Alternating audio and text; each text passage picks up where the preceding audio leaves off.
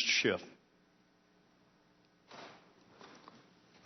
Thank you, Mr. Chairman. Madam Secretary, we're almost at the end of the first round of questions. I'll have an opportunity, then I think the Chairman will, before we have a break, just to let you know where we are in the scheme of things.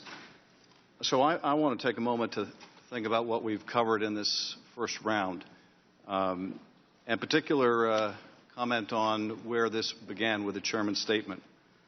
The Chairman said at the outset of the hearing that the American people were entitled to the truth about what happened in Benghazi, the truth about the security there, the truth about what happened after the attack. The implication of this, of course, is that the American people don't know the truth, that this is the first investigation we've ever had. The reality is we've had 8 investigations. We've gone through this endlessly. And if you just look at the documentary record, we have the ARB report. We have the report of the Armed Services Committee led by Republican Buck McKean, which debunked the stand-down order allegation. We have the report of the Committee on Government Reform. We have the report of the Senate Homeland Security Committee. We have the report of the House Foreign Affairs Committee. We have the GOP Conference's own report. We have the report of the Intelligence Committee, on which I serve. Now, bear in mind, these aren't with their accompanying exhibits or the classified stuff, because it would be up through the ceiling if I included them. This is the report of our committee. This is what $4.7 million of taxpayer money buy you. This is what 17 months of investigation have shown. Now, the Chairman said, and he's a very good lawyer and a good former prosecutor. We have a lot of former prosecutors here on the panel. He gave you a great recitation of the number of witnesses and the number of documents.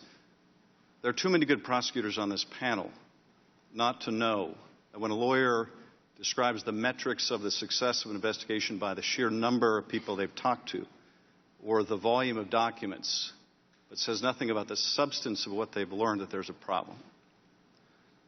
And the reality is that after 17 months, we have nothing new to tell the families. We have nothing new to tell the American people. We have discovered nothing that alters the core conclusions of the 8 investigations that went on before. Now, my colleagues have been saying quite often this week with amazing regularity that this is a fact-centric investigation. And I agree. So I'd like to talk about some of the facts which are centric to this investigation, because while the American people are entitled to truth about Benghazi, they're also entitled to truth about our committee. Fact. What gave rise to your appearance here today was many months ago a group called the Stop Hillary PAC, which aired an offensive ad during the showing the tombstone of Master Stevens, among other things, delivered 264,000 signatures demanding that you appear before us. Fact, it was the next day the majority approached us to have you come before this committee. Fact, after the New York Times issued its story in March, this committee canceled all other hearings except for the hearing with a witness named Clinton. Fact, we abandoned our plans to bring in the Secretary of Defense and the head of the CIA. Fact, we haven't had a single hearing from the Department of Defense with the Department of Defense in 17 months. Fact, of the 70,000 pages of documents obtained by the Select Committee, the only documents the Chairman has chosen to release publicly are your emails with Sidney Blumenthal.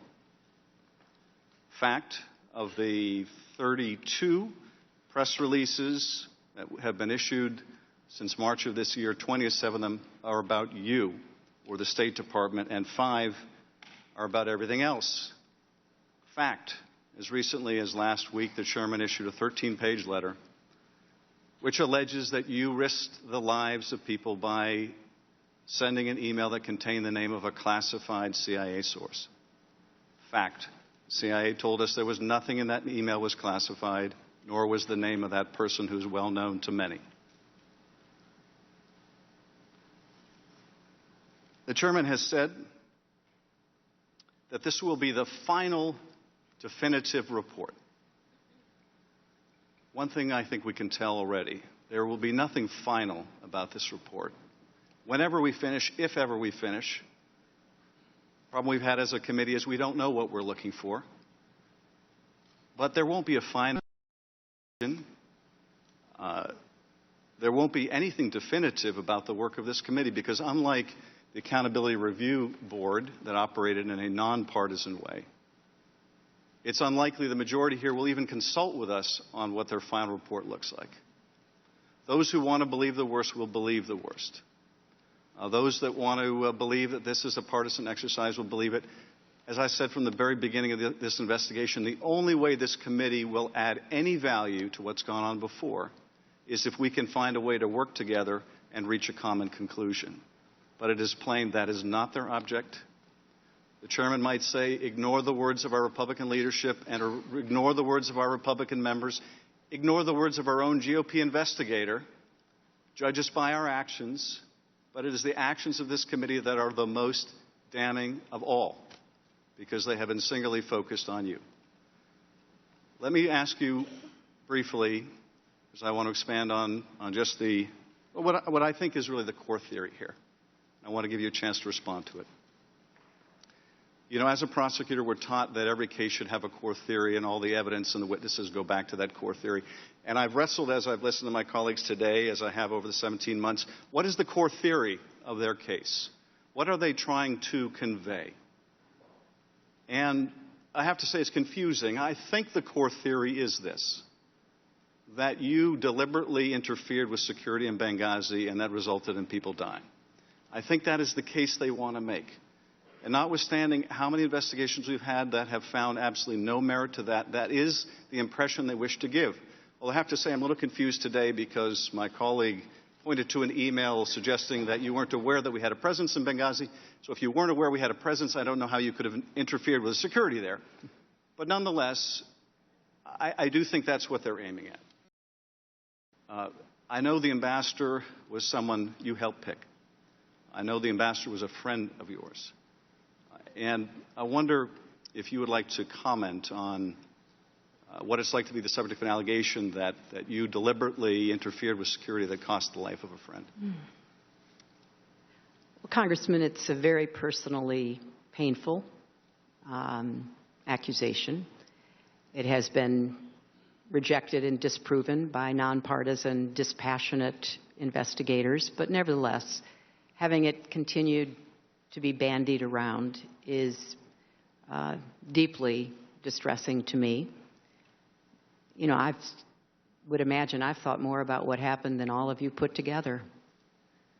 I've lost more sleep than all of you put together. I have been racking my brain about what more could have been done or should have been done.